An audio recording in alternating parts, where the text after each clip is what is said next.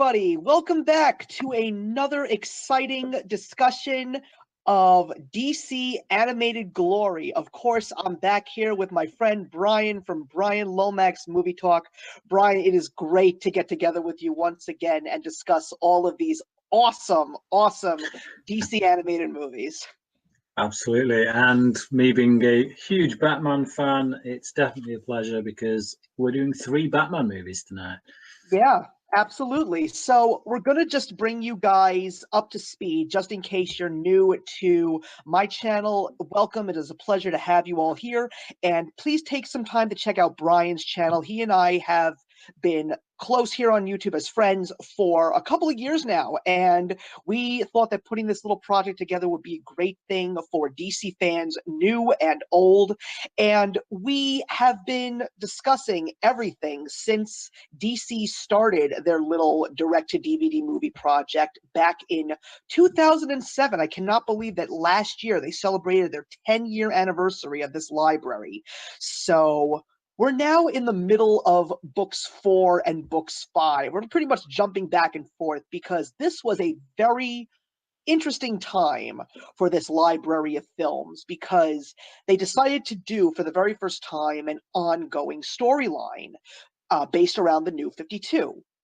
But what was very interesting was they sort of split their New 52 universe into 2 separate story arcs. There was the Justice League story arc, which pretty much begins with a great movie that we will discuss very soon, which is called Justice League: The Flashpoint Paradox. And they did a solo Batman New 52 story arc, and they connected the 2 story arcs later on with the introduction of the Teen Titans. But today, it is all about Batman. We've got 3 excellent Batman movies, but then again, are they really movies that focus on Batman? Because as far as I observed, rewatching Son of Batman, Batman vs. Robin, and Batman Bad Blood, I think we may in fact have a Robin story as opposed to a very strong Batman story to go along with it.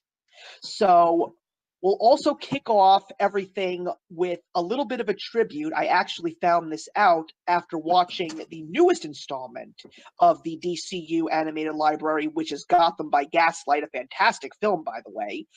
They announced that Alan Burnett, who has been with Bruce Timm since the Batman the Animated Series production way back in 1991-92, has officially announced his retirement, and Suicide Squad: Hell to Pay, which is the next film in the library, will be the last film that he has produced. So, like Andrea Romano before him, another fantastic name in this lineage of DC animation will be leaving us, but I will definitely say that he has left his mark, and these 3 films that we will be discussing today is proof of how great of a mark he has left in the world of DC.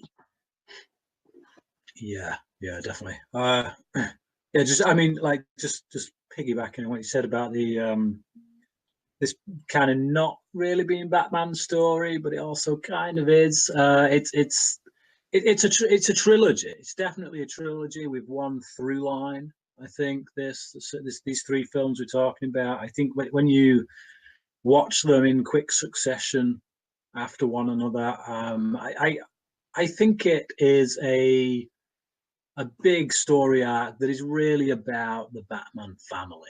Absolutely. So I think at times it will focus more on Robin. At times we'll focus on other characters that are actually new to this kind of cinematic universe. But ultimately, it does always come back to Batman, why he exists, how he functions, and what it is that makes him a better hero. And ultimately, I think that is this family that he surrounds himself with. Yeah, and I think that this is an interesting thing that Batman fans really don't know that much about. I mean, the Batman history, there's so much lore going all the way back to the 1930s. I mean, next year is going to be the 80th anniversary of this character. That is absolutely amazing. And Mm. it's just it's so incredible to see the beginnings of Batman, how he has grown, how he has branched out into other versions of media outside of the pages of the comic books. And today, here we are. And you're absolutely right. This really is a Batman family story arc. So let's start it all off with the Son of Batman, which introduces us to a new Robin. Bruce Timm has given us Dick Grayson all the way back to Batman the Animated Series as Robin and Nightwing. And with the new adventures of Batman the Animated Series, we were introduced to Tim Drake. And then with movies like Batman Under the Red Hood, we finally got our animated version of Jason Todd.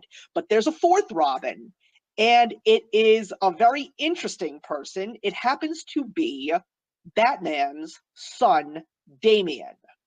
Mm-hmm. Yeah, and not even the fourth Robin, possibly the fifth or sixth, depending on where you're looking in That is true. I forgot about that Carrie history. Kelly. I forgot Yeah, about Carrie Kelly. and spoiler, don't forget, spoiler for a time became Robin. That's right. Stephanie, I can't remember her second name, but Stephanie such and such. Yeah. So Robin does have quite a prolific history. Let's just say that. Right, absolutely. So this is definitely an interesting turn of events because we find out that Damian Wayne, not only is he Batman's son, but it is the mother's side that makes it more interesting because Damian's mother is none other than Talia al Ghul, who also happens to be the daughter of one of Batman's rogues gallery, probably one of the most intriguing and layered of all of his rogues gallery, and that's of course the great Ra's al Ghul. Probably his most dangerous foe as well.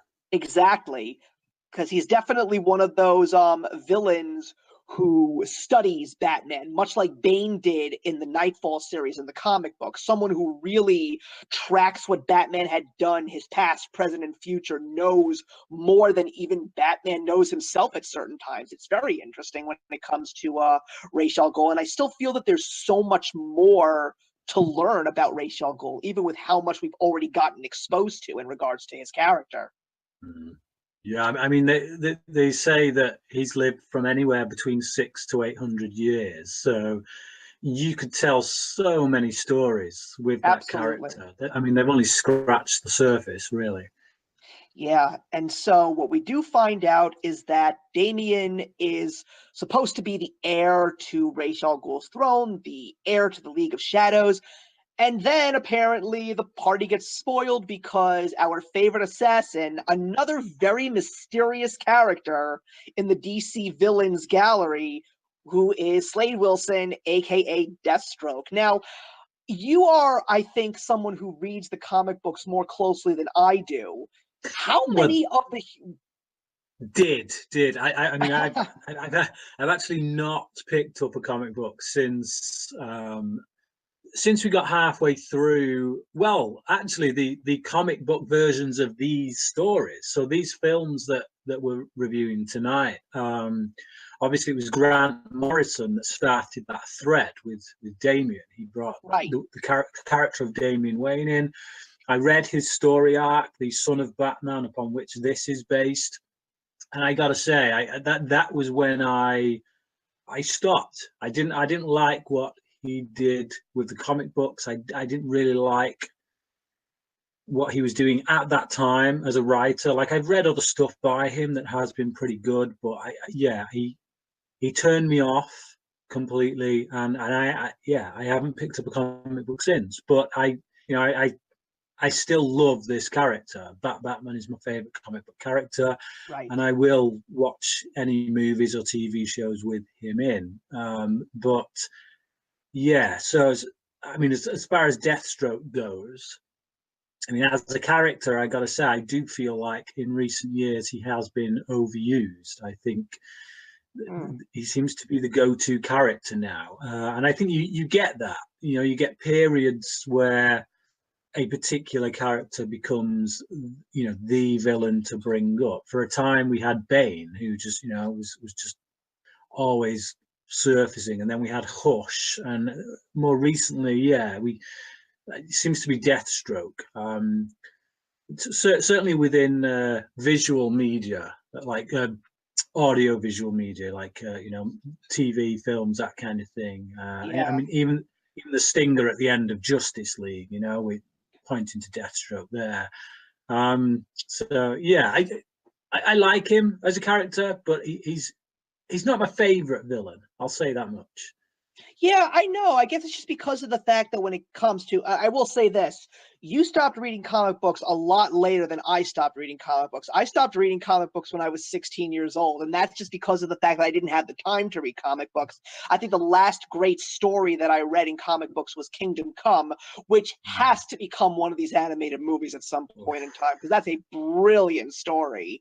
They But need to yeah, do you're something special with the artwork if they do that. Oh yeah, well, hey, you know something? Look at what they did way back with Justice League New Frontier. Who knows what they're capable of, you know? Mm-hmm. But Deathstroke, you're absolutely right. I think I see him much more than I ever have before. I mean, he's connected to the Teen Titans in the animated series. He's connected to Arrow in the Arrowverse now. And you're absolutely right. He shows up at the very end of the recent Justice League movie.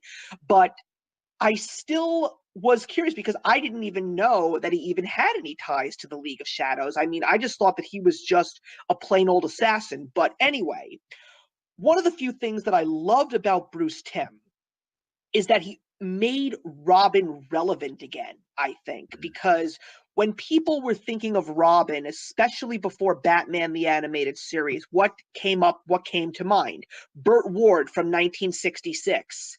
And when Batman Forever and Batman and Robin came out, Robin became the laughingstock again. Like nobody wanted to see him in anything that was connected to Batman. I personally thought that if Christopher Nolan was willing to do more Batman movies, I think he would have done wonders with a Robin character. But Bruce Timm always looked at Robin as just as an important character as Batman, and not just Robin, like you said, the entire Bat family. He really made Batgirl relevant, and he's made Batwoman relevant and Huntress relevant. All of these heroes that and vigilantes and anti-heroes that are connected to Batman, he has made important and he has made relevant. And I feel that bringing this new Robin into the front allows us to see the relevance of this character as well. So my attitude about Son of Batman was I felt somewhere in the middle because I didn't really love the movie, nor did I really hate the movie. But when I rewatched this film, I didn't seem to enjoy it as much as I did as a whole. There are definitely some highlights that I will definitely want to cover with you, and especially when it comes to the voice acting. That's a definite. But I mean, it's a good movie. It's exciting. It's got some interesting story points, but overall, I didn't think that it was the strongest one that I've seen in a while. Yeah, I mean, I actually, I've just realized in my notes I didn't write down what score I gave it, so I'm just quickly checking on Letterboxd now, and I won't reveal that score just yet. But yeah, I think of the three films we're going to discuss tonight, this is the weakest, and I must say, before I watch these again for this show, I think my interest curve would have been this one, kind of fairly good, Batman versus Robin, outstanding, and the next one, Bad Blood, bit of a disappointment, must be said. What I can say is my feelings on that have completely changed. I agree. I agree. So My attitude changed on these films as well. yeah, and I find that a lot, to be honest, with these animated films, particularly Right. going through them since we've been doing these shows. Because I'm sitting down, I'm analyzing every scene. I'm thinking, well, okay, let's really critically evaluate what's going on here. And I found that as we've gone through these, that the ones that I never really gave much credit to have gone up greatly in my estimation. I mean, I think about New Frontier, you mentioned it before. I didn't like that one at all when I first saw it. And then when we watched it for this show on the episode we did for it, it became one of my favorites, like Yeah. literally outstanding. And then one that I really loved first time I watched it, I had an absolute blast with it, was Assault on Arkham. And then when we watched it for this, you know, and I really got my critical head on, it just did not hold up at all Yeah. to that kind of scrutiny. I agree. Yeah. Yeah. So yeah, so coming to these tonight, that again, that is coming to him with that attitude has completely reshaped my thoughts and my feelings on these films. And yeah, like I say, of the three, I definitely think this is the weakest. Yes, I agree. I agree because I felt the exact same way because I remembered absolutely loving Superman, Batman, Public Enemies. And when I watched it mm, again for the show, mm, it was fun, but it was just average. However, every single time I watched Justice League Gods and Monsters, I love that one so much more because it's just so different and so deep. So I'm definitely feeling you. And that's why I feel I'm glad that we do these shows because it really gives us a whole new perspective on each and every one of these films, but it also proves how much rewatchability there is for each and every one of them, good, bad, or indifferent. I think that that's why this library really resonates with so many DC fans in general, and also opens up people who have never heard of some of these characters to really embrace some of them and also do some research on who these characters are and what they are about. And that's why they go see these live action movies, and that's why they go watch these old shows, because these movies are sort of, to a certain degree, a stepping stone, whether you believe it or not. These are great ways for people to get exposed to mm. more than just the big three. Yeah, definitely. Yeah, I mean, like, I mean, should we get into this then? Let's get into Absolutely. Son of Yeah, I don't Batman. want to. Yeah, I don't want to keep you up all night, man. You had a No, long no, day. no, no. It's just like, I mean, like I say, I go through and I pinpoint stuff as I'm going. I got to say, the right off the bat, we have this big, huge, epic kind of opening battle sequence, um, and I gotta confess, I'm really not into it because they push it to the extreme of what is humanly capable. Like Yeah. I know that Ra's al Ghul is skilled. You know, he's had 600 to 800 years to train himself to perfection, or as perfect as a human being can be in combat.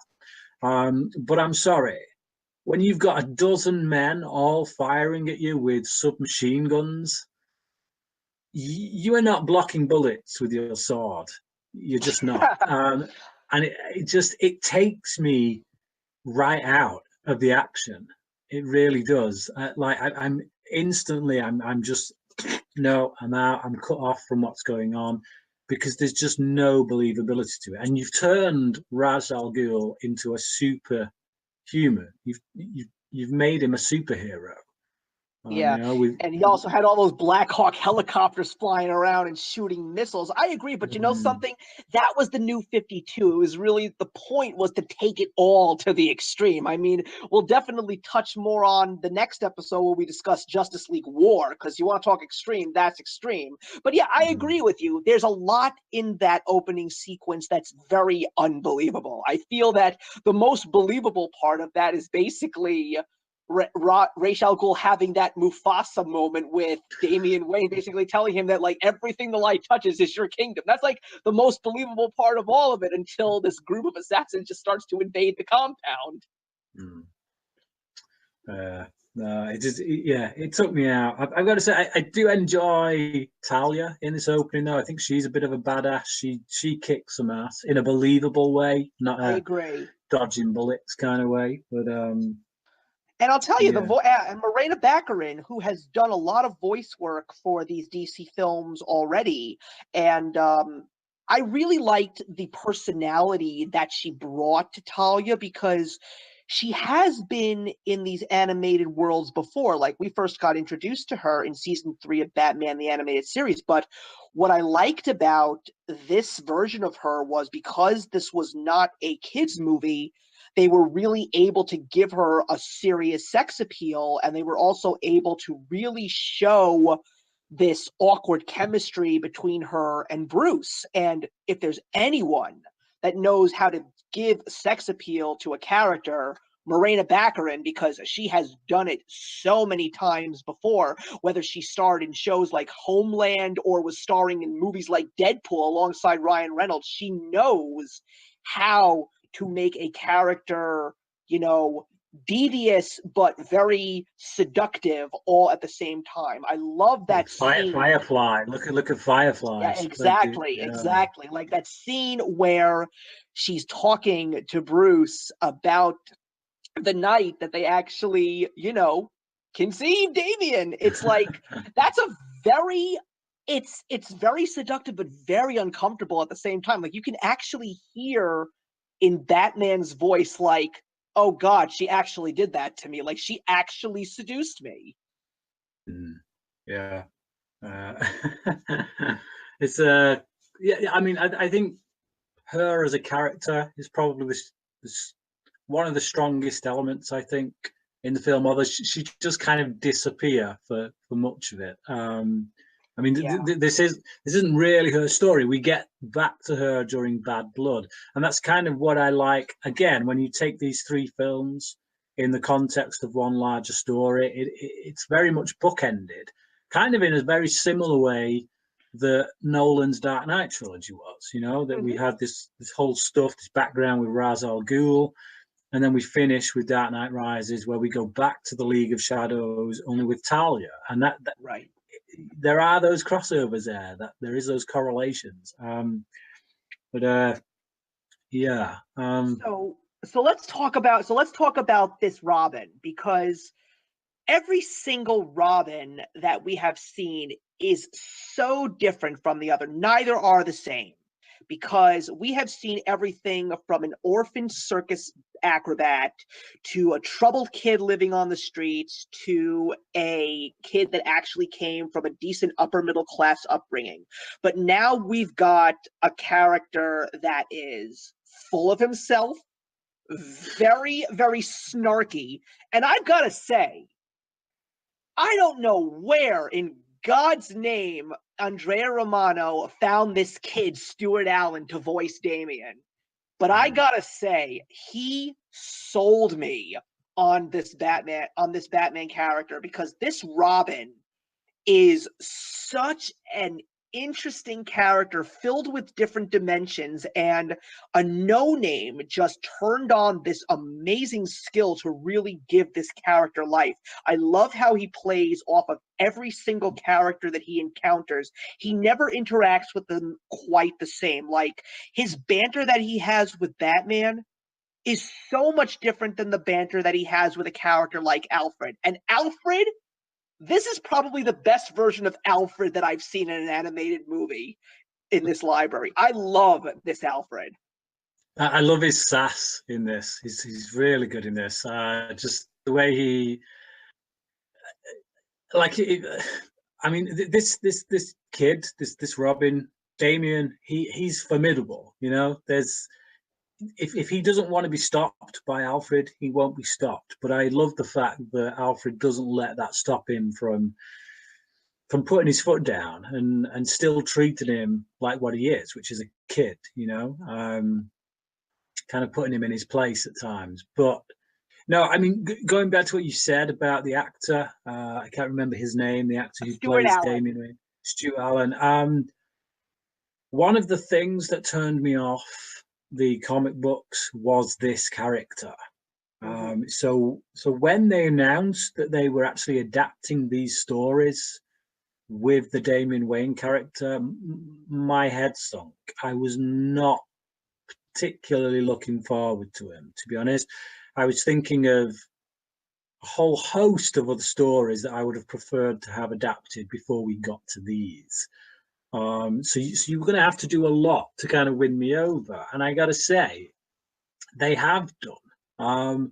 And I think reading this character on the page is not as enjoyable as seeing what this kid has done with it vocally, and what what the writers and whatnot, because a lot of the story here is lifted from the page. They've tweaked it, they've changed it considerably, but it's still essentially the same character. But like I say, when you read that cold, and you have to put your own voice to this character, you have to make that voice up in your head. I guess I make different choices when I'm reading it, because yeah, I could never warm to him on the page, and it just really put me off. But like I say, what they do with him here, it reveals those different dimensions, and in many ways you kind of have to sympathize with this kid, because he's a machine. He's been trained from birth to be a fighter, to be a killer, to disregard those sides of his humanity that would actually make him human. He doesn't even recognize himself as a child. He really No. feels that he is an adult. Yeah, because he's been treated as one from day one. So and I feel like you get that sense more here with the way that Alan has vocalized it, with the work he's done on that voice. So yeah, I definitely agree with you on that front. I think what he brings to the role shouldn't be underestimated. I mean, and I know a lot of people did like the character in the comic books. They didn't have the same reaction that I did. But for me personally, no, couldn't get behind him. But here, there is something there. He is still an upstart. He is still a little punk that you kind of want to give a slap. Mm-hmm. You can see why he is that way. You can identify with him in some way and sympathize with him, which I think for a character like this is very important. If you're gonna follow this character, if you're gonna follow a story, especially through 3 films with this kid, they need to find ways of making you understand him and sympathize with him, and I think they do that. And one of the other things that I really appreciate about this specific Robin is how he also brings such a new dimension to Batman, because this is not a ward. This is not what Batman is used to. This is now officially his own flesh and blood. So this is really Batman's real first chance, and his most likely his last chance, to be a father, because he unfortunately lost his father. He never had his father for such a large portion of his life. And while his father was an extremely busy person, being one of the most esteemed doctors in Gotham City, he was still a very loving father. He came from a very loving family.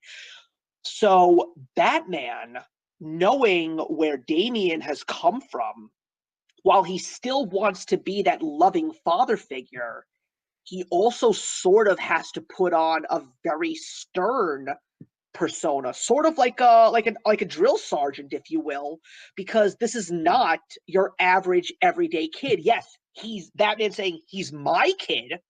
I gotta relate to this kid, but this kid doesn't act like an actual kid. And that's why I feel it's one of Batman's biggest challenges, because we also remember what Batman's greatest failure was, and that was losing Jason Todd, which was a sad moment in Batman's life. And it was also a good opportunity from this specific story arc to see this now third actor who has taken up the helm of Batman, because we have had Kevin Conroy for years and Bruce Greenwood has done the voice of Batman for a while. But now we have this new guy. We've got Jason O'Mara, and he first came onto the scene when they started this whole storyline. I was once again skeptical because I really didn't know who Jason O'Mara was, but I feel that this was not a bad voice for Batman. I mean, it wasn't Kevin Conroy, let's face it. Kevin Conroy is God sent, but I think that he did a very good job as well, because I believe that this voice also had a little bit of that fatherly figure tone to it. And yet he still manages to find a little bit of a Kevin Conroy-ism about him, like that little banter where Damian insists on driving the Batmobile and just that stern no. It's like, there's that Kevin Conroy for you. But I thought that, he came around for me. And I think that for the New 52, Jason O'Mara did a very good job voicing this new Batman. Yeah, I mean,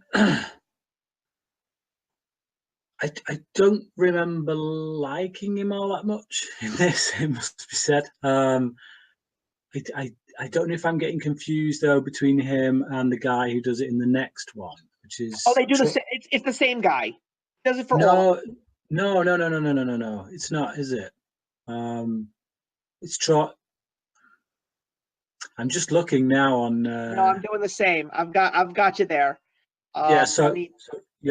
Jason O'Mara does do it in Batman versus Robin as well. Mm-hmm. There's someone whose voice I wasn't too impressed with, I must say, and maybe I'm getting confused, but yeah. Let me just have again. Sorry about this, folks. Yeah, so Jason O'Mara, that one as well. He pretty much did the voice of Batman throughout the entire New 52. Right. Okay. No worries.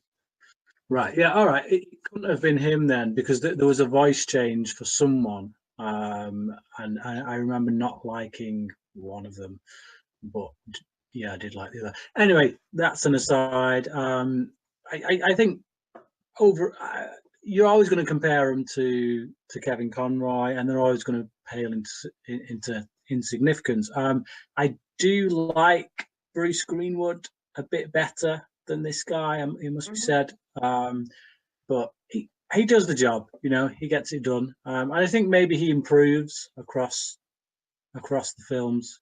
Maybe warm to him a bit more, but I don't know. Just something I noticed within the structure of the film, which kind of, again, it's another downer on it. It was just these little things that when you add them all up, we get a scene in which Slade is introduced, obviously at the beginning of the film. Deathstroke is introduced, and then so we know what he looks like. We know what his costume looks like. And then we have this scene where he goes to Langstrom's apartment, goes to his house. He's got his kid and his wife kind of tied up. They're at the dinner table. Right. And they keep his face in darkness, in shadow. And it's like a character reveal. The way they bring him out the shadow, and they reveal his face. And the way he kind of introduces himself, it's like they're doing a character reveal, and I'm kind of like, who's that for? Because we know it's Deathstroke. we know what's going on. And then a few moments later, a few scenes later, we have another scene in which it's essentially the same thing. It's him threatening Langstrom's family in order to get Langstrom to do what he wants him to do. And it really is superfluous. It doesn't need to be there. It feels like, well, we need a scene to bridge the gap between these two scenes, but we don't really know what to do. So let's just throw another scene in there to remind us that Langstrom's being held by Deathstroke. Stuff like that kind of throughout, get a bit of repetitiveness kind of setting in within the first act.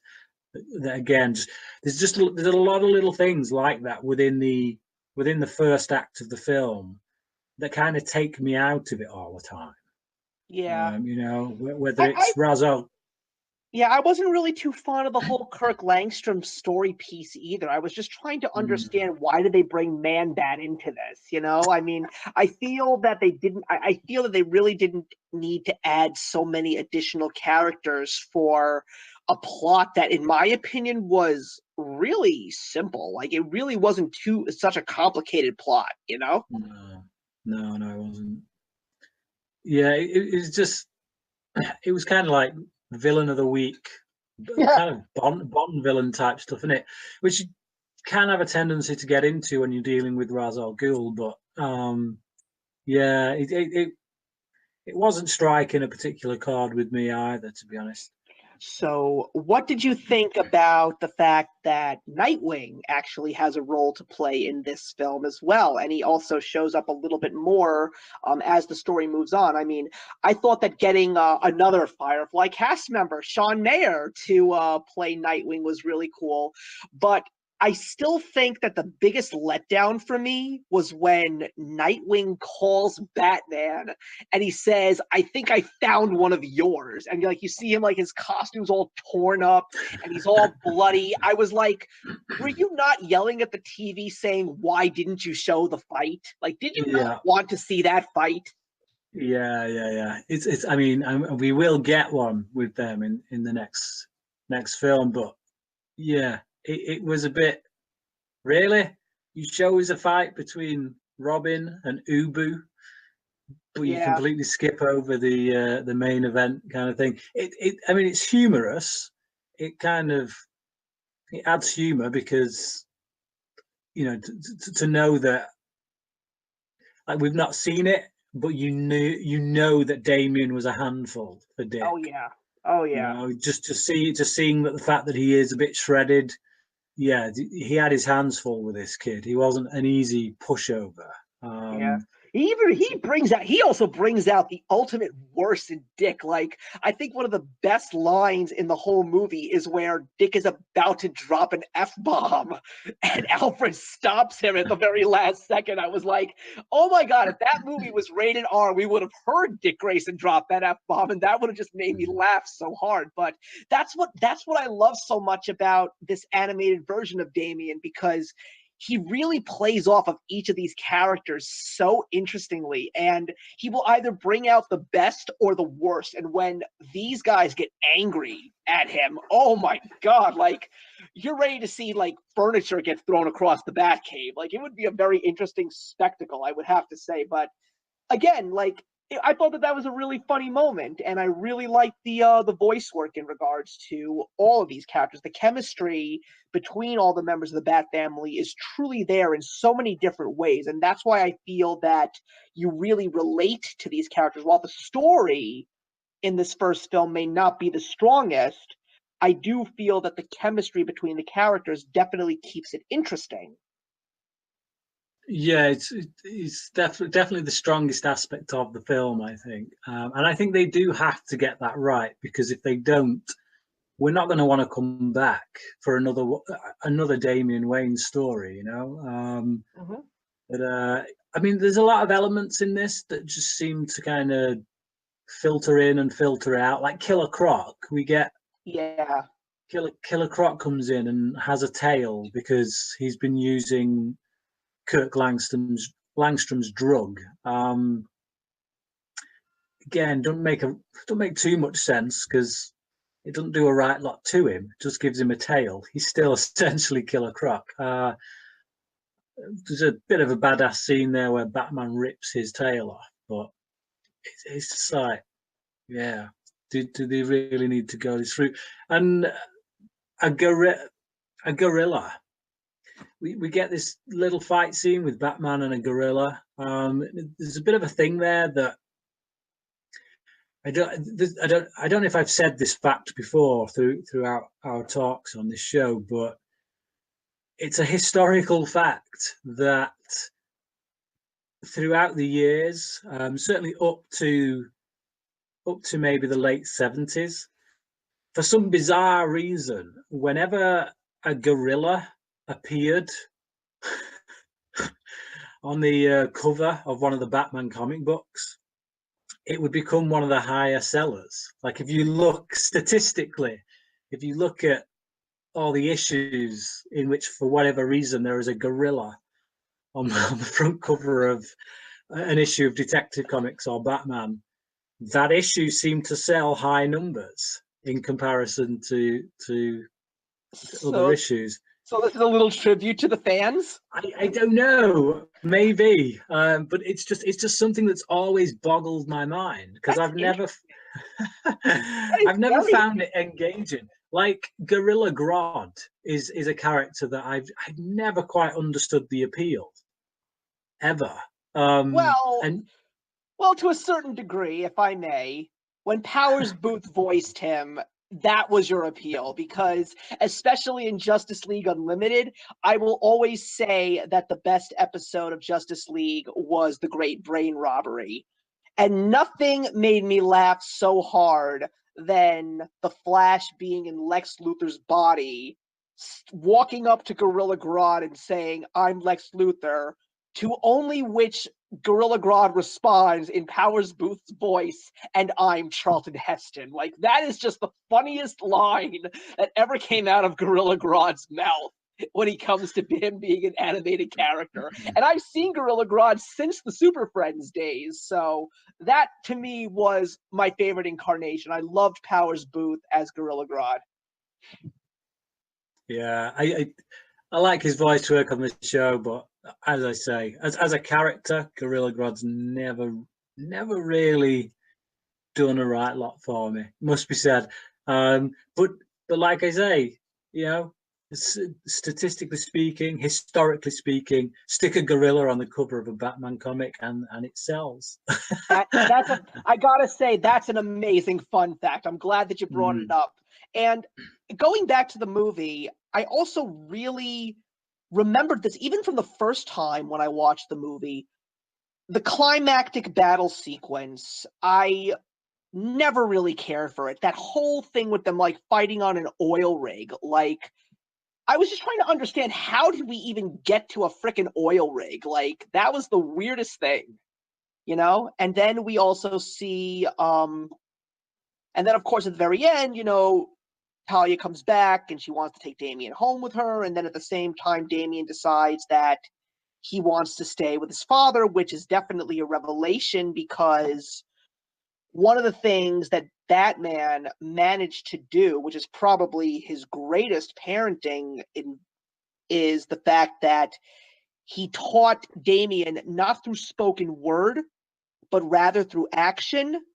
He taught him about that line that you shouldn't cross, that line that will, if you cross it, you will descend into madness and you will become one of the worst things that you could ever possibly imagine. The fact that he managed to get Damien, who was basically an assassin, to pull himself back and find that humanity within himself, regardless of his stubbornness and his ego, that I feel is the greatest lesson that Batman ever taught his son. And I felt that that was probably the most admirable piece and probably the most interesting part of the ending of this film. Yeah, I mean, we get a line in this that reverberates throughout all three of these films, which is justice, not vengeance. Mm-hmm. And it's this idea that Damien has to keep telling himself justice, not vengeance, justice, not vengeance, because he's come from this place of violence, really, of meting out what you think people deserve to them, based on your own flawed kind of judgment, your own flawed moral judgment. But Batman, I mean, that's a key to Batman's character, is that he's never been judge and jury. He's always just been essentially the cop. He leaves the execution and the justice, so to speak, the punishment down to the justice system. Why has he never killed the Joker? Because it's not his place to do so. Mm-hmm. So yeah, that's he passes that on to Damien, and we see Damien struggling with that over the course of the next two films. But So, if we were going to rate the first of these three films, what would you rate Son of Batman? well, like I say, it's not perfect. It's the story itself kind of has a lot of threads on it that maybe don't need to be there. It feels like it's forcing itself to move along so that we can have what is essentially the heart of it, which is the stuff between Batman and Damian and Nightwing, and just the way they're trying to shape this kid, and all that stuff is good. All that stuff I like, and it's actually the stuff that in the comic book versions turned me off. Whereas here, it's not. It's the rest of the stuff around it that I'm just not that bothered about. When we get to certain fight scenes, I'm actually not that entertained. So yeah, but the character moments, the stuff with Damien, his interactions with the leads, that does keep me entertained. So I think there's enough here to recommend the film. But if you're new to the DC animated universe, the series of movies, maybe not the one to start with. Yeah. I don't think it's going to make you a big fan right off the bat. Nah, We've had much better. there's so many Mm, different ways. yeah, There's so many different films to choose. Like you and I would probably agree, one of the best places to start with these films is definitely Wonder Woman. But when it comes to yeah. a Batman film, maybe Year start One, like Dark Knight Year Returns. One, The Dark Knight Returns, Batman Under the Red Hood. Those are some Yeah, really good ones to start with. definitely. So So this one, I'd give a 3. I'd give a 3 out of 5. I know you rate out of 4. I rate out of 5. For me, this it's a good film. It's not a great film. I give it a 3. yeah, I give this one these days, especially after seeing it again, a 2.5 stars out of 4. But then we move on to the middle chapter, which is probably, when it comes to movie trilogies in general, the most difficult in regards to making a trilogy of films. The middle act is always the toughest part. And when I first saw Batman versus Robin, I'm going to admit this, I thought that it was the worst one that I ever watched. But watching it now, again for the second time, I don't know what the heck was going on when I first saw this movie for the first time, because the second time around, I really liked it. There were so many dimensions to these characters, even more than what we got in the first movie. Yeah. What you really think about it, if you really take a look deep down, it's sort of like the story of Pinocchio. When Pinocchio goes to Pleasure Island, especially if you're a Disney movie fan, he's gotten the temptation of Lampwick and Pleasure Island in Talon, a character that I think a lot of us who are fans of the Batman lore were waiting to see finally get animated. And it really gave us a whole new dimension to Damien, whether or not he actually trusted his father at this point in time, because he felt that he was being held back and he wanted to move forward. But before we get into that, we have to talk about this opening sequence. Really dark stuff. Because we get introduced to a character in the Batman lore. You see, when it comes to Batman, the animated series, he's got the best rogues gallery, period. And in the animated series, we get so many of them. But there are a whole bunch of Batman's villains that are really not child friendly. One of No. them being Mr. Zaz. Another Yes. one being the one that we get in this movie, the doll maker. And out of anyone they could have asked to voice this character, they give the voice work to Weird Al Yankovic. We're talking My Bologna.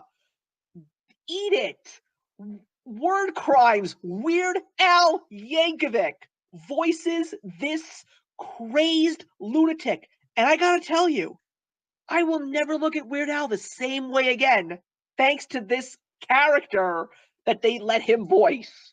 Holy cow. He scared the hell out of me. He really did.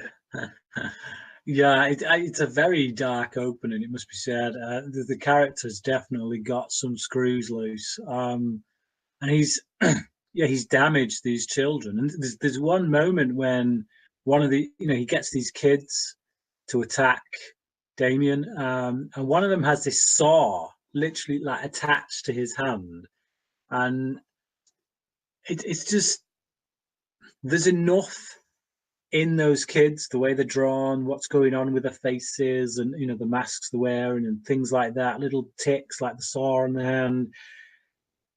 without showing you what he's done to them, there is enough there to make you realize that it ain't good. It ain't good at all. And it is quite a dark opening, it must be said. But again, we have Damien bringing him down and picking up with that mantra that we left off with in the last film. Justice, not vengeance. He wants to kill this guy. He just wants to wipe him off the face of the earth. Who wouldn't, given what he knows about him? But yeah, he has to tell himself justice, not vengeance. But I got to say, I think the Dollmaker's a pretty recent addition to Batman's Rogues Gallery, if I'm not mistaken. Because I'm not so sure. Yeah, I don't remember reading any comic books with him in. I know I've heard about him as a character since putting comic books down, and they say they give his name in this, and he's called Anton Schott. And I was wondering if that was any relation to Winslow Schott. Yeah, I think he was supposed to be his son. I think that is his son. Yes, right. Because so there's definitely some serious damage because you got the toy maker, obviously, and then this guy's the doll maker. So yeah, the toy man and doll maker. Yeah. Yeah, Toy Man. So there's definitely a connection there, and I think in more recent years they have definitely said that Toy Man is a paedophile, if I'm not mistaken. So it's very understandable as to why this guy is so screwed up, like really screwed up. And yeah, I think that's a good commentary to make on these people. Is it evil? Is it socialization? Is it what? Right off the back, we're getting stuff within the framework of the film that opens up discussion, and I like it. I love this opening so much more than the opening of the previous film. It has me straight off the bat. So yeah, I mean, if there's one thing that I've always admired about Batman's Rogues Gallery is that Batman's considered a superhero but doesn't have superpowers. Not all of Batman's villains are supervillains. And one of the few things that is very interesting is a lot of his villains are mentally ill. There are people like Two-Face who suffers from split personality. Clayface suffers with depression and excuse me. And also, ventriloquist deals with split personality, and there are some that have also suffered from things like child abuse. And like you said, this specific character dealt with pedophilia. It's very interesting to see exactly what goes on in the mind of a person who is trying to take down these people who are not all there. And I also feel that it's because of that Batman holds strong to this don't kill rule that he has, because he knows that deep down inside, a lot of these villains are not truly evil. I mean, a lot of these villains were brilliant scientists and doctors at one point in time, esteemed members of society. And even, Harvey Dent was a district attorney. These were good citizens. So I feel that because Batman knows that there is good in these people, there is no reason to have them suffer the ultimate price at the end of the day. And that's also something that he tries to teach Damien along the way. Like you said, justice, not vengeance. Not all of these people, even though they're doing bad things, they don't necessarily deserve to be killed, because at one point in time, there are reasons as to why they cracked. and there's always that chance that they could be rehabilitated. Exactly. So we get a little bit more development from all the characters. We definitely see Nightwing taking up a much bigger role. I also liked the fact that they sort of alluded to the Teen Titans storyline that shows up a little bit later, because apparently at this point in time, Nightwing is dating Starfire, which I thought was pretty cool. I like the fact that they gave a little bit of a tease to Cora, which I thought was really funny. I mean, like, the fact that they're actually having the sexy banter on the phone while he's actually fighting crime, I thought that was pretty funny. I actually did laugh a little bit about that. But what was very interesting in regards to this movie was this one was introducing some characters that have been in the comics, some old and some very new, that a lot of Batman fans were waiting for. And like I said, that was Talon. And Jeremy Sisto, who had voiced Batman in Justice League: A New Frontier, comes back to lend his voice again to this interesting multi-dimensional character, and the Court of Owls, which was a very interesting thing to learn about, because I never heard about the Court of Owls. And it was crazy as a Batman fan to know that the Court of Owls has existed in the comic books for many years.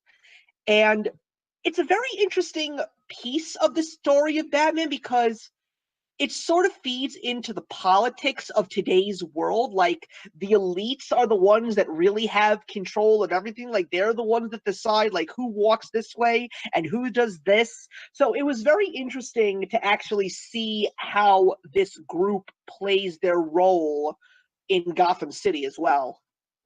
Yeah, I mean, the Court of Owls are a fairly new addition, actually, to the Batman comic books. I mean, Oh.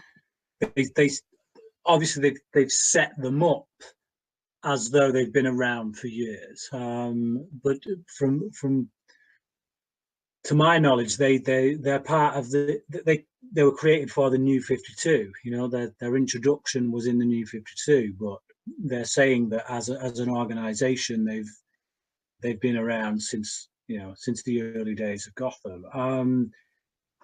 But the dimension that it adds to this story, and what I think this story is about overall, is class.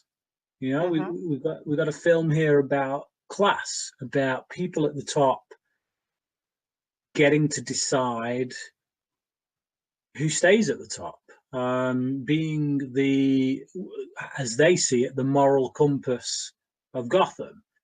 And then you've got this guy who is essentially their tool, this Talon, and he's someone who's just been picked from the streets. He was like the lowest of the low. He was a criminal with his dad, who was also a criminal. And there is that thing there that he knows that, and he knows that the people he works for, despite how much they may say he's really one of them, he knows he isn't. And he always has this burning away at him underneath. Just that he knows he's low, he's of a low position. And so when he finds out that Bruce is Batman, that to him is it symbolizes everything that he hates about the situation that he's in, which is that actually this guy who is one of the most formidable opponent in Gotham is actually one of the rich elite, and that really burns him. Especially considering the fact that he even rejects the elite. Like, he doesn't want to be a part of this group. Yeah, definitely. Yeah. Please continue. Your turn. I mean, I didn't really want to skip to the end so quick, but just while it's in my head, it's the only thing really that I didn't like about this episode, about this film, or the main thing that sticks out. There's actually a couple. There's a couple of things, but they just stop it from being what I would call perfect. But it's still very, very good. But one of them is the end where he kills himself. I was really surprised by that, actually. It felt like lazy writing, if I'm being perfectly honest, because we've already established that Batman ain't going to kill this guy. We know his thoughts on that. Damian ain't going to kill this guy because that's been his journey throughout this film. He's, justice, not vengeance. Justice, not vengeance. He's Yep. come to that place now, Yep. and that's his character arc. So when he Mhm. gets to the end here, that's the change in the character. He's now at a place where he's comfortable saying, "Yeah, I don't need to kill this guy." So, what do you do with him? Batman's already been taken down. Damian can't kill him, and he knows who they are. He knows Bruce Wayne is Batman. He knows Damian is Robin. So they can't hand him over to the police. You know what I mean? So from a writer's standpoint, you've kind of backed yourself into a corner. So the only thing you can do with this guy is kill him. And like I say, you can't have Batman or Damian do that. So Right. for me, it feels like a lazy way of writing, because he had the upper hand here. He had the upper hand on Batman.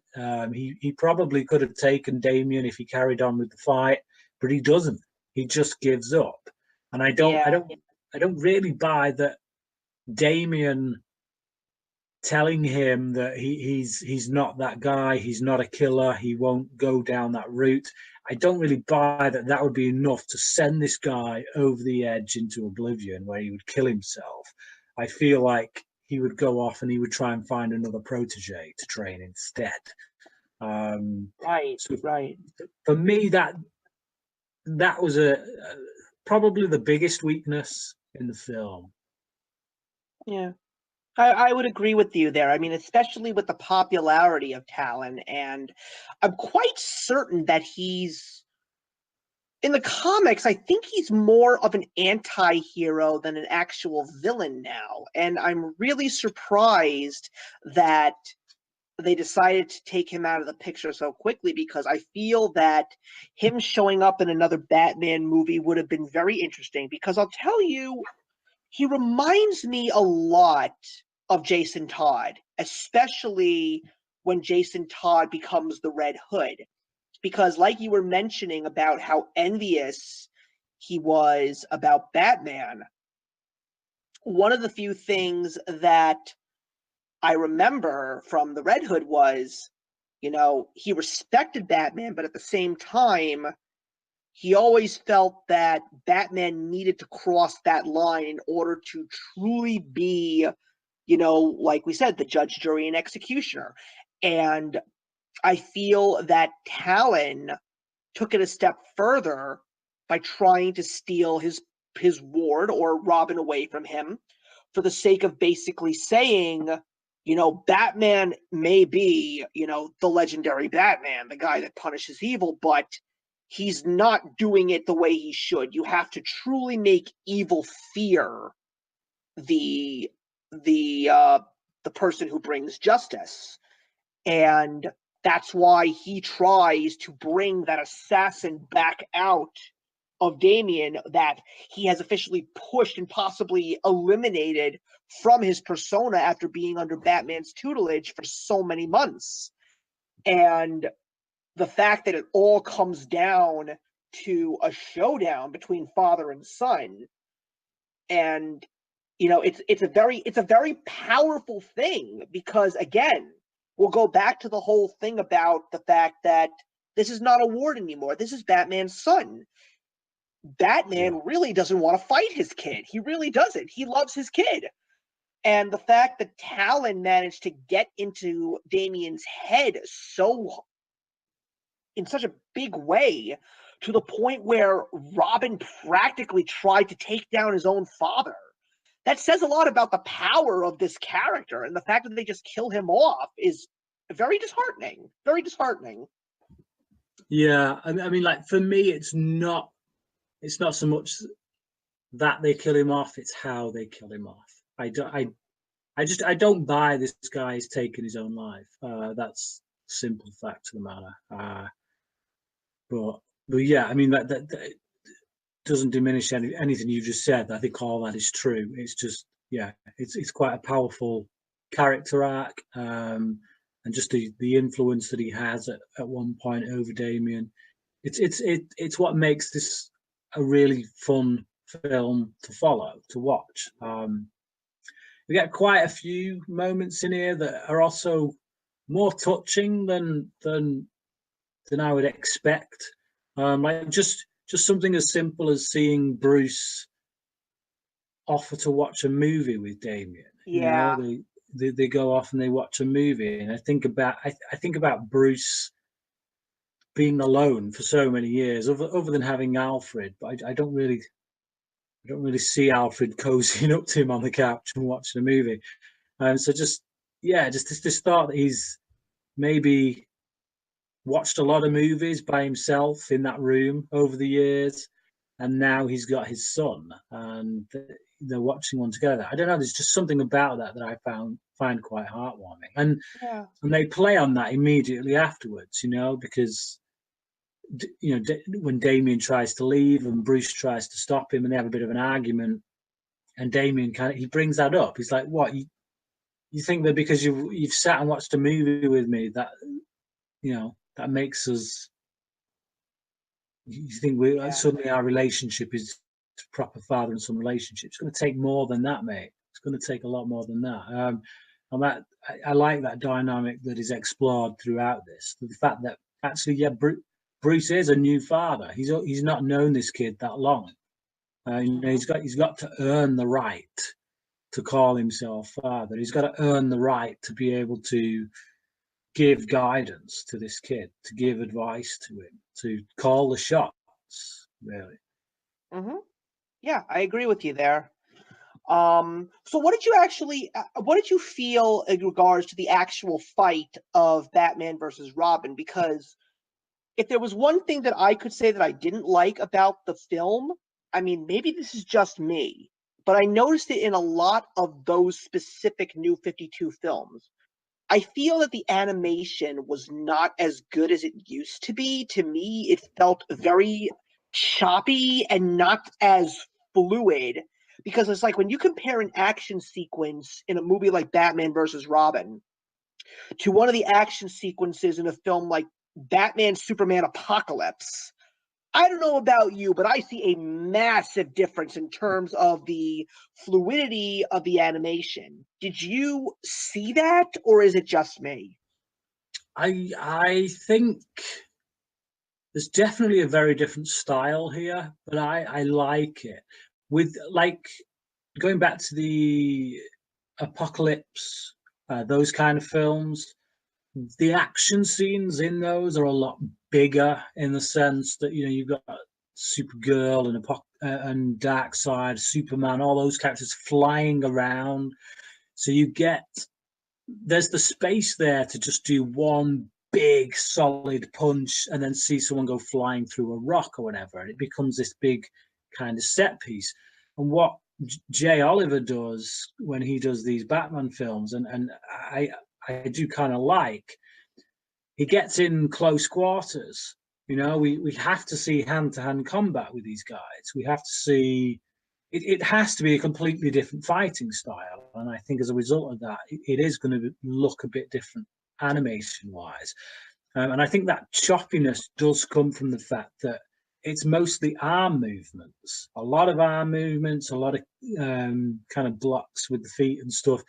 But I like it. I do. I like this fight sequence on the rooftop because it feels a lot more dirty, I guess, a lot more brutal in one sense. Because, like I say, you can't just have Batman do one nice swinging punch and then Damien's out cold. You have to find a way to have these two guys who are both extremely skilled martial artists, kind of blocking what each other is throwing at them. And when you watch it, that's what you see. Batman throws a punch, it gets blocked, it gets counteracted with a kick from Damien, which is blocked, and it's just like this dance the whole time. And I get what you're saying, but I think they have to do it differently when you've got these two characters fighting each other to what you would when you've got, say, Supergirl fighting Darkseid. It has to be a completely different kind of choreography, and I think Mhm. I think they reflect that pretty well. I like the choreography in this, I must say. Okay. No, I was just curious what you thought about that. And also, what do you think of the composer that does the score for these movies? It's the same guy that does it for all three of these films. He's been doing a lot of the recent ones. His name is Frederick Weidman.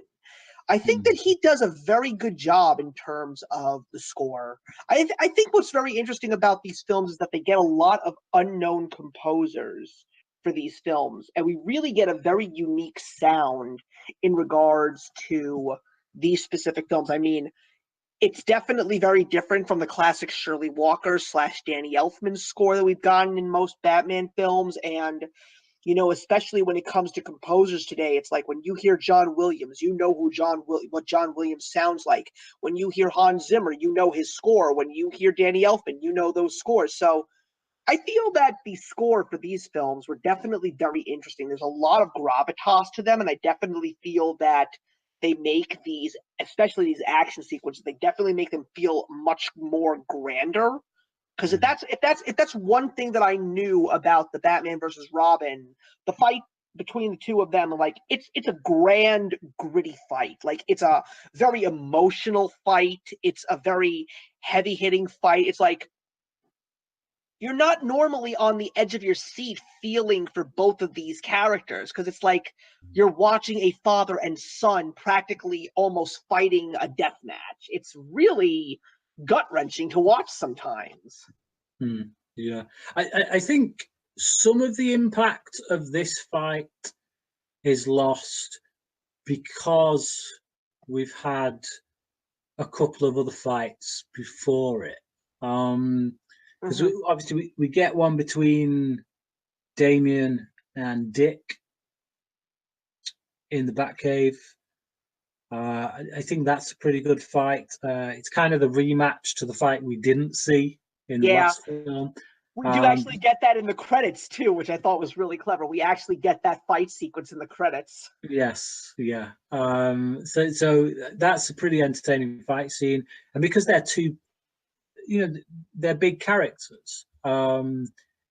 I feel that that kind of takes something away from because this is the film's called Batman versus Robin, so that's the fight you're waiting for. So when you get when you get Damien going up against Nightwing in what is a pretty big set piece, it's like, oh, I thought we were watching Batman versus Robin. I didn't think we were watching this one. And I know it starts off just as a bit of a training kind of bout and turns a bit ugly, but yeah, you know what I mean? I Yeah, I do. feel I like do. yeah, kind of diminish it, and then we get one between Batman and these three owls. These three, Yeah, that was very brutal. I mean, there was a lot of bloodshed in that one.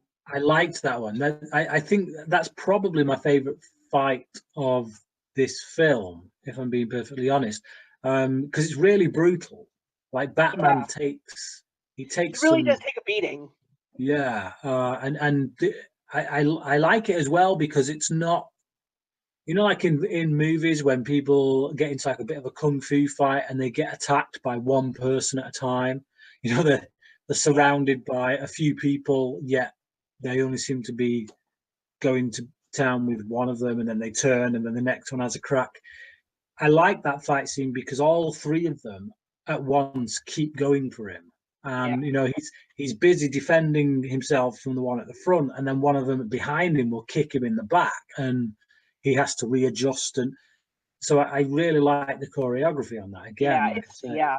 It's very similar to the warehouse fight in Batman v Superman, which is absolutely fantastic mm, because we never yes, yes, saw a live action Batman have mm, to take on like 5 or 6 guys at once that are not immediately going down. Like they keep getting up and they keep trying to hit him yeah, from all sides, and he's using his arms, his legs. He even headbutts a guy just to try and get him off of him. Like that's fantastic. So I yeah. definitely agree with you in regards to the owls. So yeah, it's a much stronger movie than I remember Batman versus Robin being. It definitely has a lot of great character development between all the characters. So how would you rate this one now that you've seen it another couple of times? Well, just before we get into that, actually, yeah, because there is a lot in this film, and I don't want to Okay. shortchange it. like a character we've not even talked about yet is Okay. the the woman, Bruce's kind of Oh yes, girlfriend. Samantha. And Samantha, who happens to be a member of the Court of Owls. yes, I mean not just a member, but the Grand Master. She's the one who is essentially in charge of directing what Talon is supposed to do. But on the flip side of that, she's also in bed with him, as well as being in Yeah, bed with Bruce. that was So, very interesting. I forgot about the mm, the love triangle. Yeah. I'm mm, not a big fan of love triangles, but this one was definitely one of the more twisted ones that I've seen in recent years. yeah. I will confess that the first time I saw this film, I knew something was off with her. I never read the comic book on which this was based, but I thought, no, there's something. She ain't right. She's going to turn out to be not quite what I think, and obviously she does. But yeah, but interesting character, and just the way she's dispatched by Talon, again, very brutal, and it just really shows Talon to be a total badass, absolute badass. Um, there was one final thing, which was it's when Bruce goes, Batman goes back to the Court of Owls, because he's left a tracker in there. He goes back, and they've poisoned the air supply, and it knocks him out. And then he ends up having this vision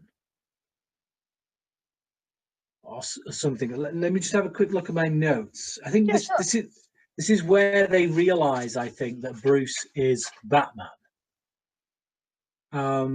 But rather than killing him when they have the opportunity, because they've gassed him, somehow he doesn't end up getting killed. Somehow he wakes up after being gassed, and all is well with the world. You know what I mean? Do you remember the scene I'm talking about? Yeah, I think so.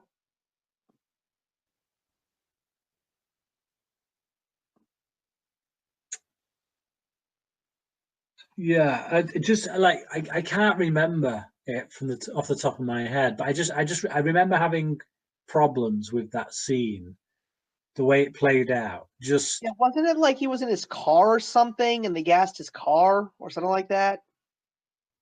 no, I mean, like they drove they that was the first time. So Right, right. when they took him to the Court of Owls the first time, they ran him off the road in what Yes. was a very very well executed car chase scene. Yes, I very must I much must so. say. Yes. Yeah, I liked how that was animated. Had a lot of impact, Yes. a lot of oomph to it. Yes. Yes, So yes. they took him to the Court of Owls there, where they asked him to join him, Hmm. just to join them, and I had a very eyes wide shut vibe about it. I gotta Yeah, say. I agree with all the masks. Yeah. Mm, and so Bruce leaves a tracker on there, and then later he goes back. But they put gas in the tunnels, and then he starts having this vision, and he has a vision of his mum and his dad being Yes. shot or whatever. And I Yes. can't quite remember how he gets from there to just getting out of the situation, basically.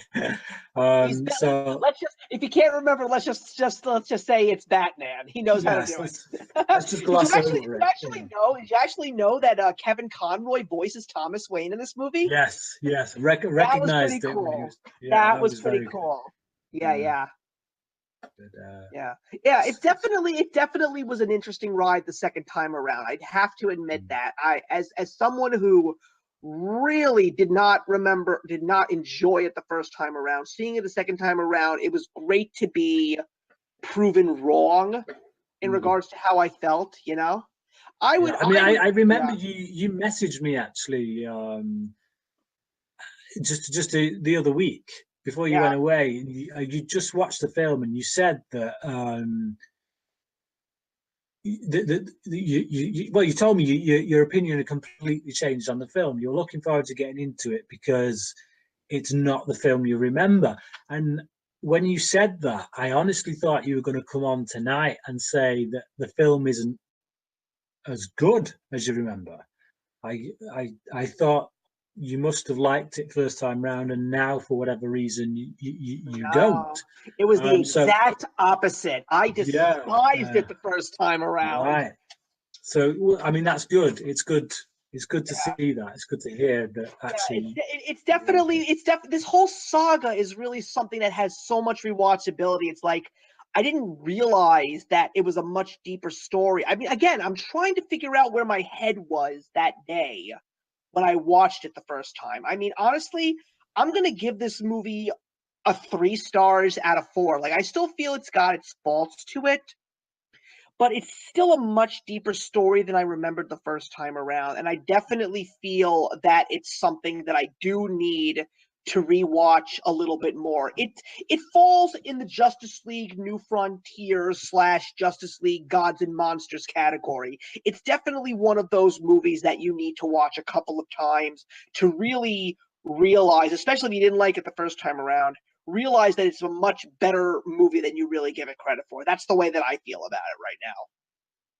Yeah, I mean, for me, it did like this was one of the ones that I loved first time round. I'd have said it was probably top 5 material first time I watched it. So it did diminish a little bit on this viewing. Not a great deal, but a little like some of the flaws that I just pointed out tonight, they kind of came out in this viewing. Um, but the film as a whole is still so strong that those flaws kind of become very minor issues really in the grand scheme of things. So I would still give this a 4 out of 5. Okay. Yeah. So then we conclude this trilogy with Batman Bad Blood, the culmination of the whole story that we have been given. And again, this time around, I remembered really, really liking this movie. And seeing it again for the second time, I don't really think it's lost anything. As a matter of fact, when I watched it the second time around, I still feel the same about it overall, but there were a couple of things that I noticed the second time around that I didn't notice the first time. And what I really liked is how it brings this whole story arc full circle, because Mhm. Talia comes back, and then we realize that she's not really going to be the hero this time around. She actually is going to be the villainess. Mhm. And it's about her rebuilding the League of Shadows after it getting torn down and seeing the death of her father, and how she plans to take it to rebuild the League of Shadows is by attacking the elites, the powerful businessmen, the world leaders. So it really does bring the whole story full circle together very, very well. Mhm. But the big plus for me in this film is the introduction of 2 new members of the Bat family, because I never did see Mystery of the Batwoman. So to actually finally see the Batwoman in one of these films was a real treat for me. But also, it was really cool to actually learn a little bit about Bat Knight, who I don't know anything about. But when I found out that he was actually Lucius Fox's son, that Batwing. really Batwing. I'm sorry, Yeah. Batwing. You're right. You're right. That made me really happy. And I also love the fact that Ernie Hudson from Ghostbusters voices Lucius Fox in this movie. That is pretty cool. Mm. Yeah. I mean, again, like I say, when before I watched these for this episode, um, if you'd have asked me, I'd have said that this was the worst of the 3. I did not like this one the first time I watched it, and I think a lot of that has to do with the fact that, like I say, but if you look at the comic books, by this point, I was out. I didn't know who any of these characters were. The last Batgirl that I read was I can't remember her name, Kane, something Kane. She was basically a mute girl. And yeah, this wasn't her. So I'm like, who's this woman? And she's certainly not anything to do with the Mystery of the Batwoman film. So that, again, completely different character in that regard. Yeah. So I didn't know her. I didn't know Batwing. Like literally, this film was my introduction to Batwing. Yeah. Lucius Fox's son. I just so there was so many new elements in this that I don't know. I switched off and I felt like there was certain things they were trying to force down our throats again, which just turned me off. And we'll get into them in a bit. But yeah, wasn't a fan first time round. And I came to it this time round. I watched these over consecutive nights, and I think it really helped second time round watching these three films in very close proximity to each other and seeing that thread that goes through them all, the overarching story, so to speak. And I really liked this one Yeah, a because lot. because what I think was really important about this one was this one really focuses on Batman. Even though Batman is barely present in the film itself, Mm. this one really shows you the importance of family and the importance of being willing to swallow your pride and get your help when it's offered to you. And it was also a really great way to see more of Damian trying to strengthen his bond with Nightwing. And actually, the interesting thing about Catherine Kane, Batwoman, what's interesting about her is the fact that even though she has the bat suit, she's very much unlike a member of the Bat family. She uses guns. She's extremely violent. She's willing to kill. And even when they feel that she could be a great asset, she pushes herself away. And also, this was a very interesting thing for the films because this was the very first time that we actually had a gay character in these animated films. Because it is a known fact that Batwoman is a lesbian. That is well known.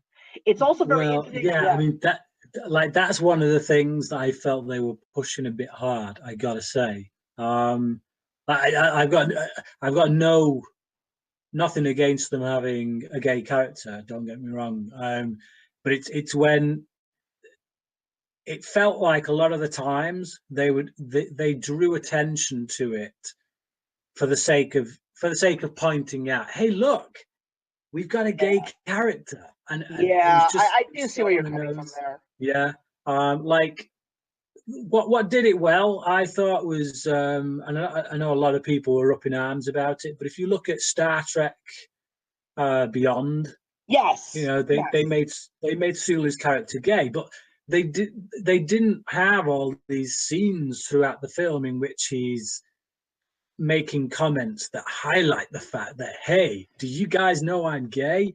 No, they just show you in him No. in normal everyday situations, and then when you see him at the end getting with his family, you see that, oh, there's his husband, his partner, whatever. It's, you know what I mean? It's just No, it's what a you're lot yes. it's a What lot you're more natural. explaining, yeah, what you're Mm, explaining is a very big issue that I have specifically with the entertainment industry. It's called queer baiting. mm, We saw this last year a lot, specifically with movies like the live action Beauty and the Beast and the recent incarnation of Power Rangers, where even before the films were released, the companies made well known. They were literally screaming from the rooftops, hey, we have a gay character in our movie. mm, And the whole reason is because they feel that they're doing the LGBT community a favor to try and mm, just get them into the seats and buy the tickets and make their money, because that's really what their intentions are at the end of the day. mm, And when we see these characters you don't really get a full-blown effect of you don't get a flamboyantly gay character. I mean, like, we get a little bit of subtleties in Beauty and the Beast, and truthfully, in Power Rangers, you really don't know if the Yellow Ranger is gay or not. The Black Ranger literally asks boyfriend troubles, and then she doesn't say anything, and then he says girlfriend troubles, and she doesn't say anything either. So you don't know. So the fact that you're literally just trying to throw out that reel and reel in these members of the community to possibly get something exactly the opposite, I feel that just is more of a disservice, Yeah. because these people are just like every other person in this world. And if you just have something in there a little bit more on the natural side, that will be something that is a little bit more understanding and, more importantly, more realistic, because that's what people want to see. Because the stereotype of a gay person, there's stereotypes of every type of person, color, creed, whatever. And when you play on the stereotype, it's more of a disservice than an actual service. Yeah, it's like there's so many moments where it just feels really ham-fisted. Like there's I can't remember what it was, but somebody mentions God at some point, and then she says, God's a woman. Or it's like basically, she. yeah. She basically says, "I'm sure she wouldn't mind," or something like that, and you're just thinking, "Oh, give me a break." It's like, so you're trying to cover so many bases in one character. Let's not only make a gay character, but let's make it like an ultimate feminist. Someone who says, "Oh, God's a what?" It's really on the nose, They're and it doing a lot of feels, issues, yeah. yeah. It feels. I don't like it when you can feel an agenda behind Yeah. the writing. You know what I mean? I like, again, nothing against them putting gay characters in, but just let them No, be gay characters. Don't exactly. don't don't use them as a springboard to just keep vocal. Yeah, It it's the just whole concept of turning diversity into tokenism, and queer baiting is part of the whole flaw of tokenism, and that's something that I feel that Hollywood as a whole is having major issues with, and it's got to stop. And like you said, I agree. If there's a gay character in there, sure, let there be a gay character in there. If there's a black character in there, let there be a black character. Just make them like a natural human being, like everybody else. Don't give us the whole thought of, well, how black do I have to be a black character? mm, Because when you take a look at Batwing, Luke Fox was, yeah, he was a black guy, but he seemed just as normal as every other human being out there. Like, they didn't like make him act like a token black character, and I appreciated that. because it's like when you look at black characters in movies, there is I barely ever see a black character in a movie that doesn't point out the fact that they are black, that doesn't point out some kind of racial tension, that doesn't make a joke or a quip or a comment that addresses the fact that they are black.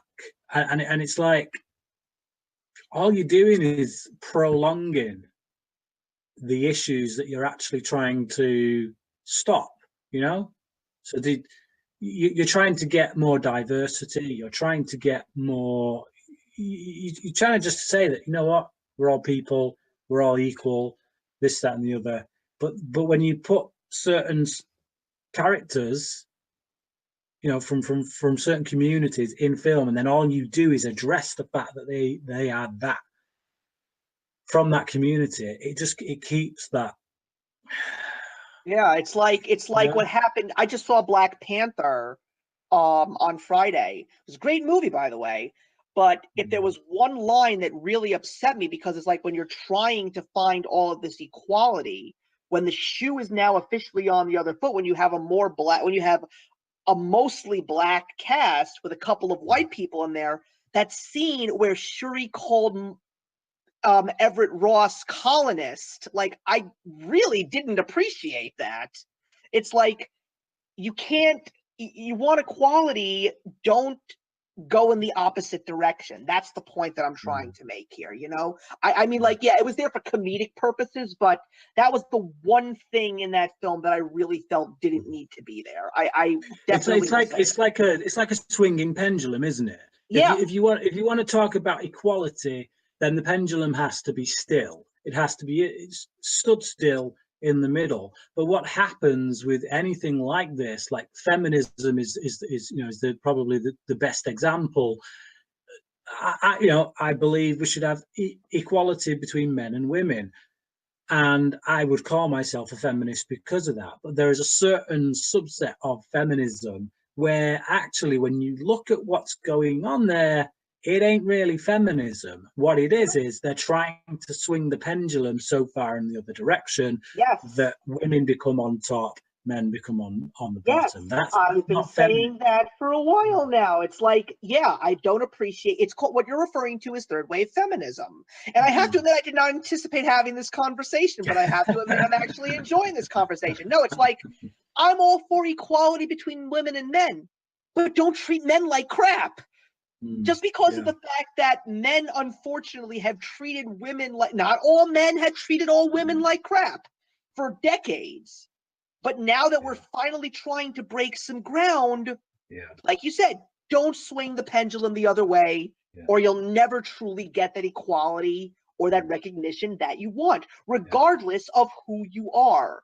It's all about just treating people as it's the golden rule.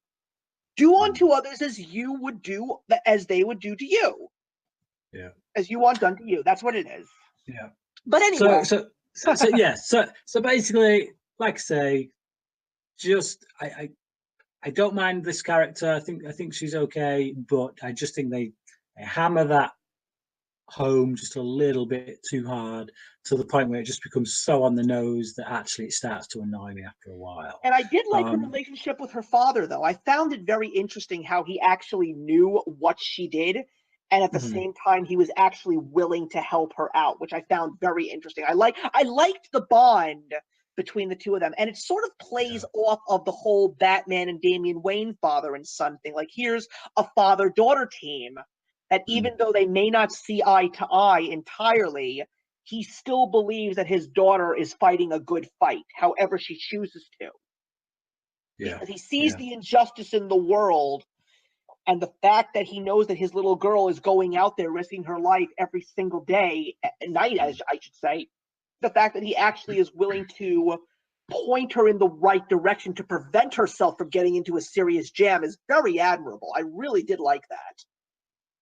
yeah. I like that. You know, we do get pretty clear cut character arcs for each of the Yeah, characters in this. You know, we got yeah, Batwing, we got Batwoman, we got Damien, and we got Batman, and Nightwing as well. And I think yes, all of these characters, they do seem to have a complete story arc. So I think yeah. from a writing standpoint, in that regard, structurally speaking, I think this is really solid.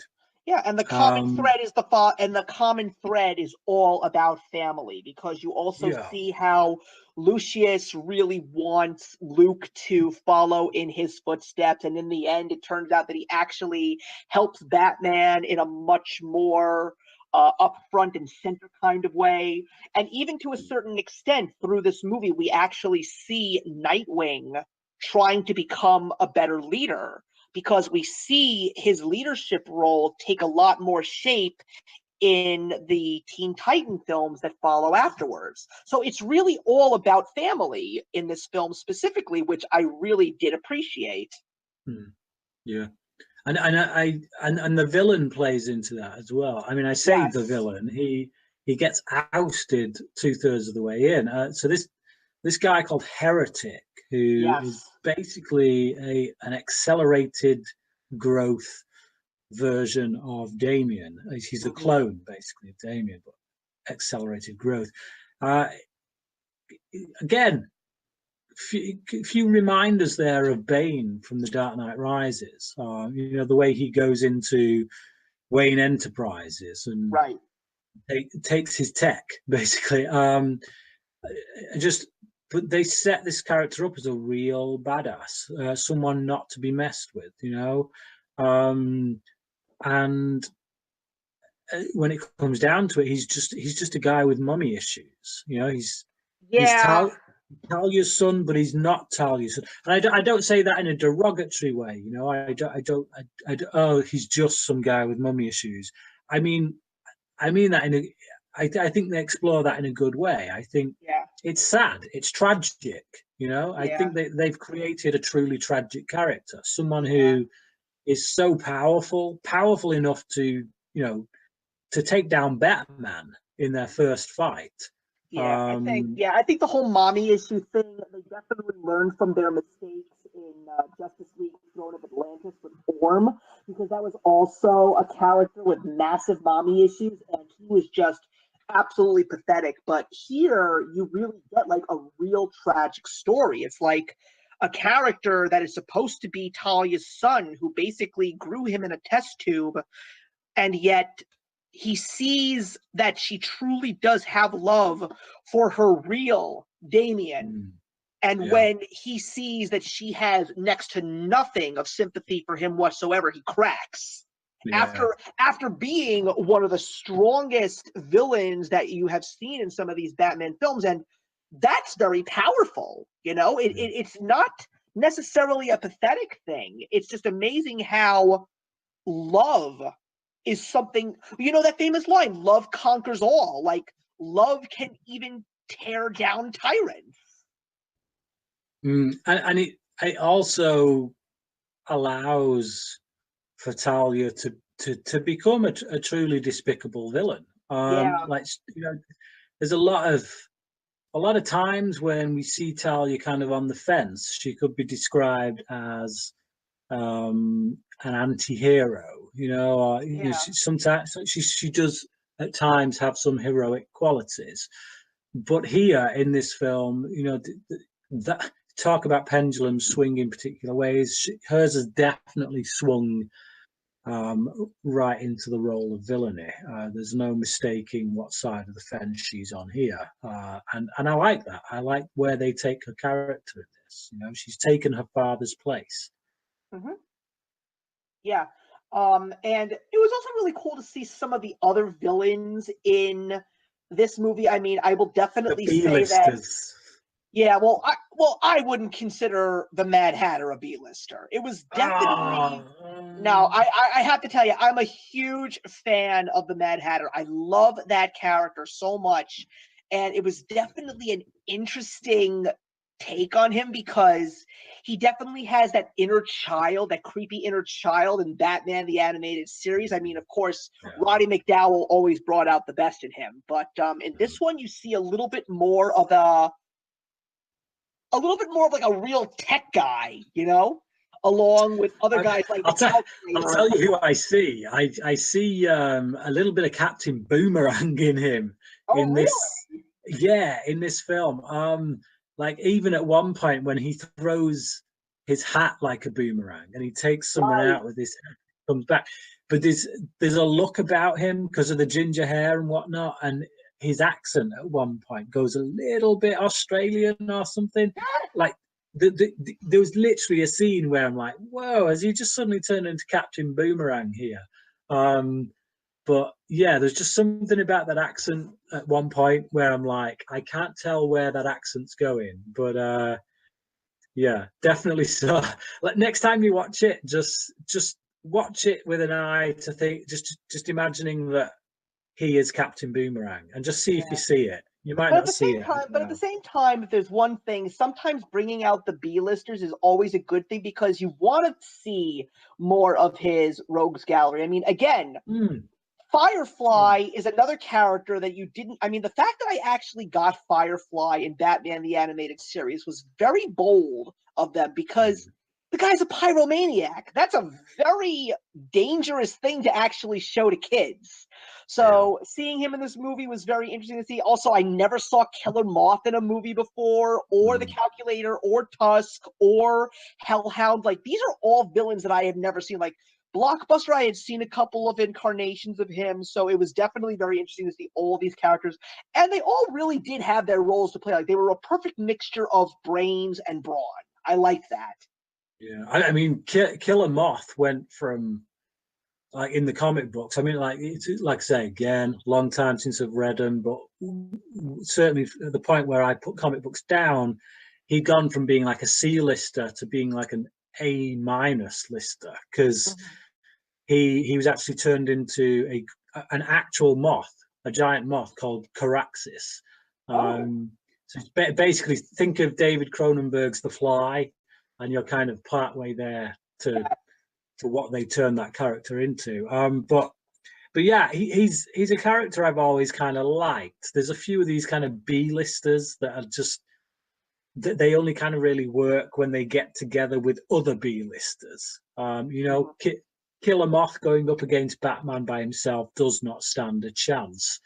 But if you team him up with Catman and you know a few other few other these Mockingbird. No, not um, Mockingbird. Magpie. That was who it was. Magpie. Magpie, Mockingbird is yes, Marvel. Whoops. yes, This yeah. is not a Marvel show, people. Yeah. But No, it's definitely a very interesting story. The characters all come together very nicely. I do like that, and I gotta tell you, the ending. I really liked it because I like how at the very end they go that little extra yard and they give you the Burnside Street Batgirl at the very, very end, which I thought was a lovely touch to concluding the story arc. Part of me kind of was hoping after that for a fourth one because I kind of wanted to see Batgirl in this crew. I really did. But the fact that they actually gave us a little extra bit of a tease to actually let everybody know we haven't forgotten about Batgirl. The whole Bat family is here, you know? yeah, I did want to know where they'd go with that. To be honest, it's if they don't revisit that, that's a shame because it would have been nice. But um, yeah. So like the conclusion gets a little bit again touching on the verge of disbelief. I have to suspend my disbelief a bit too much. You know, with the ship that goes up. It's crashing through all those buildings thanks to Batwing's incompetence. I can only say he takes down Firefly, but in such a manner that Firefly ends up getting shot into the engine, and that's the reason the ship goes down. So literally, they probably would have been better off if Batwing hadn't have been there. Yeah. But yeah. No, it's definitely, as a whole, it's definitely something fresh from DC, and it was pretty cool to see this whole thing as a whole. I mean, it definitely has rewatchability. I definitely plan to revisit these films again. I would probably give this one also maybe a 3 stars, maybe even a 3.5, just because I did really enjoy that ending. The one thing I didn't like about the film was the fact that they killed off the Mad Hatter. I was like, why'd you do that? Like, why'd you have to make his head go boom? Like, I was really angry about that. Like, don't kill him.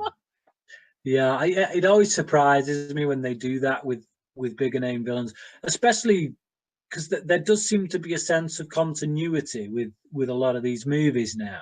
You know, Mhm. like even when we jump into the like Justice League versus Teen Titans films like that, I feel like we're still on the same characters there. You know, we've got that Yes. continuity. I feel like those films exist within the same world as these films. Yeah. Um, so if you're going to do that, you can't really bring Mad Hatter back because you've just killed him. So it Yeah. always surprises me when they do something like that, and they probably will Yeah. bring him back. And if they do, they won't explain it. They won't explain the hang about how did he get his head back? You know what I mean? Yeah. They'll probably some director will come along that he'll want to use Mad Hatter, so he'll just use it. Yeah. Um, Yeah, because yeah, right now they never really gave us a true ending to this story arc. I mean, I thought that it was really cool how they split it into two and then they united them again with Justice League versus Teen Titans. And at this point in time, our last chapter in this saga is Teen Titans The Judas Contract. yeah, And I still feel that there's so much more of this new 52 universe story to tell. Because, I mean, we'll discuss this at another certain point in time, because when we get into the Justice League movies, there's definitely things to talk about there. But I'm not so certain when we're going to get the next one, because right now it looks like they're veering away from this story arc and they're going back to different individual projects at this point in time, which of course we'll discuss at later points in time. But yeah, I'd give this one a three and a half stars. Definitely 3.5. Yeah, I'd give this a 4. Um, I'm really torn as to which is better, this one or Batman versus Robin. I wouldn't like to say at the moment because, like I say, first time I watched them, Right. definitely Batman versus Robin, I would have said was the best. Watching them this time, I actually think I enjoyed this one more. But I don't know that I could call it the better film. So, but I would definitely give it a 4. I think the two of them put together, very good films within this DC line. Yeah, and especially since these were some of the last ones that Andrea Romano did the voice directing for, I definitely think that the voices for the characters were very strong and the chemistry was definitely there. She did a bang up job with all three of them in terms of that. But this looks like we're wrapping up another live show, and I'm really glad that all of you came to join us today. Bryan, it's always a pleasure to discuss these animated films with you.